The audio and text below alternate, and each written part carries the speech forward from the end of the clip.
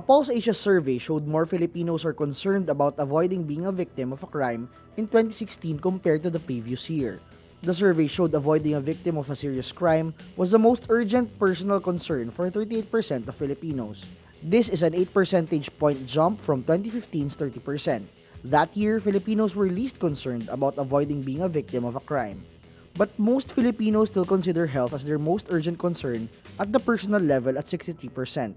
The number 1 is just 1% higher than 2015's 62%. In a separate Pulse Asia survey, the Duterte administration's fight against criminality gets an 84% approval rating.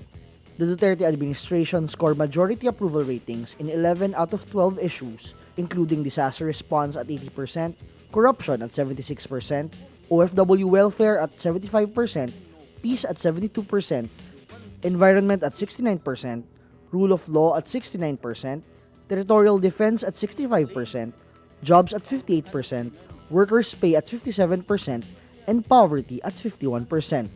The Duterte administration failed to get a majority approval score on inflation at only 44%.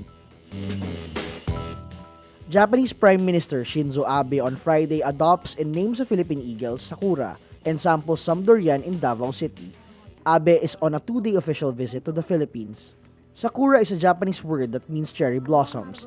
Abe is also given a stuffed toy Philippine eagle and a portrait of the eagle, token symbolizing his adoption of Sakura. Sakura was rescued in 2016 in Talaingod, Davao del Norte, where she was found shot in the abdomen by an air gun. She is undergoing rehabilitation at the Philippine Eagle Center in Davao City.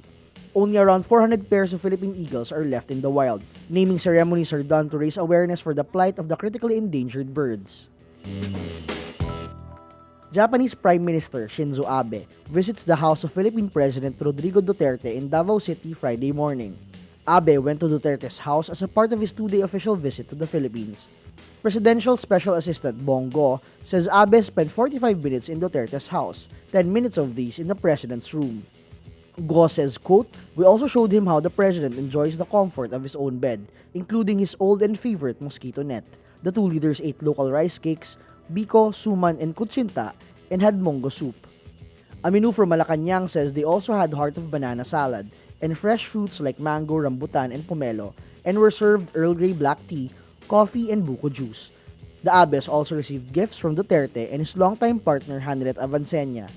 Outside of the house, Abe came across a life size of Duterte, a sight that reportedly made him chuckle. Visitors hoping to get a glimpse of Duterte often pose beside it for selfies. Abe also entertained requests of Duterte's neighbors for a group photo. Government Chief Negotiator Silvestre Bello III dismisses fears the 5-month-old ceasefire between the military and the New People's Army could collapse. National Democratic Front Chief Negotiator Fidel Agcawili last week said the ceasefire could collapse because of delays in the release of political prisoners and alleged ceasefire violations by the military. No, I don't think so. You're confident the I'm ceasefire will confident. hold? The way, our conversation went with Chairman Agcawili gives me comfort that the ceasefire, the bilateral ceasefire will be coming soon. Bello says back-channel talks are in place to guarantee that the indefinite ceasefire will hold until common rules for the military and the NPA will be put in place to avoid misencounters. The back-channel talks are led by Government Negotiating Panel member Hernani Braganza. Bello aims to sign the joint deal during the third round of talks next week in Rome. Nintendo on Friday announces its newest Super Mario game, Super Mario Odyssey. The game was first teased in October, appearing in the reveal trailer for the Nintendo Switch.